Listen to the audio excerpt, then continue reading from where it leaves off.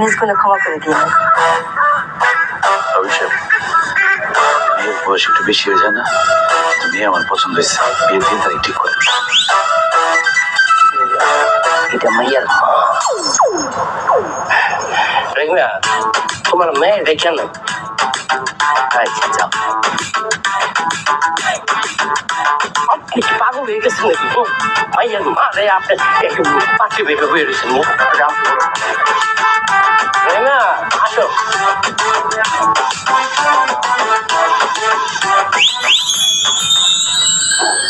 বসো মা।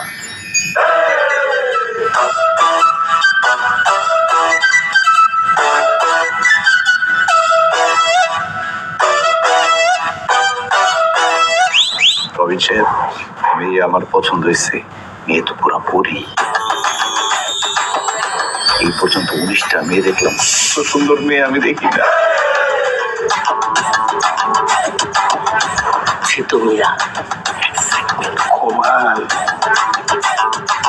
রেগনা, তোমার মাইয়ারে আঙ্গ পছন্দ হয়েছে।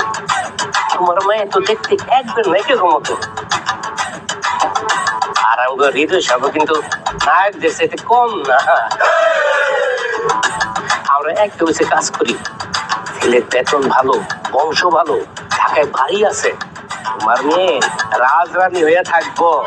তোমার কোন আপত্তি আছে? না স্যার, আপনি যে এত বড় বড় ছেলে আসবেন, আসলে এটা আমি বুঝতে পারি নাই। উনি ভালো সব দিকে আছে, যে কোনো মানুষই পছন্দ করবো, কিন্তু আমার মতন কাজের মহিলার মায়ের উনি বিয়ে করতে চায়, এটা জানে কেমন লাগতেছে। উনি তো চাইলে আরো বড় করে মেয়ে বিয়ে করতে পারতো। হ্যাঁ, তা তো পারে, কিন্তু ব্যাপারটা হয়েছে কি, আমি বলতেছি, আসলে আম্মা, আমি যখন অনেক ছোট আমার মা মারা যায়, এরপর আমার বাবা আরেকটা বিয়ে করে। কয়েক বছর আগে আমার বাবাও মারা গেছে। আমি সৎ মায়ের ঘরে বড় হয়েছি। এমন না যে সৎ মায়ের ঘরে অনেক কষ্টে বড় হয়েছি, তবে নিজের আপন মা না থাকার যে কষ্ট, সেটা তো অবশ্যই পাইছি।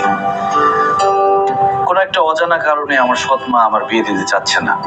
এই পর্যন্ত আমার সৎ মাকে নিয়ে 18টা মেয়ে দেখছি, লাভ হয় নাই, বিয়ে হয় নাই। কিন্তু বিয়েটা আমার খুব দরকার। আপনার মেয়েকে আমার খুব পছন্দ হয়েছে। আপনি যদি অনুমতি দেন, আপনার মেয়েকে আমি বিয়ে করতে চাই। কিন্তু আমি যাই না সে না, আপনার সৎ মায়ের সংসার আমার মায়ের পাঠাতে পারবো না। যে মা নাকি সন্তানের সুখের কথা চিন্তা করে না, সেই মায়ের ঘরে আমার মায়ের কেমনে পাঠামো? আমার মায়ের যে অশান্তি হবো না, তার কি আছে? রবিন স্যার, এই বিয়ে হইতে পারে না, আপনি আমার মাফ করে দেন স্যার।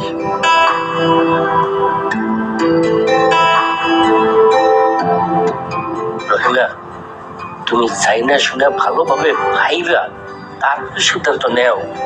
আর ছেলে তো ভালো, ছেলে যদি ভালো হয় তাহলে পরিবার কোনো বিষয় না। স্যার, এটা অনেক বড় বিষয়। উনি তো কাজ করবে, বাইরে বাইরে থাকবো, আমার মায়ের তো ঘরে থাকবো। শাশুড়ির মাঝে তারা যন্ত্রণা দেবো না, জ্বালাইবো না, তার কি আছে? আমি জানি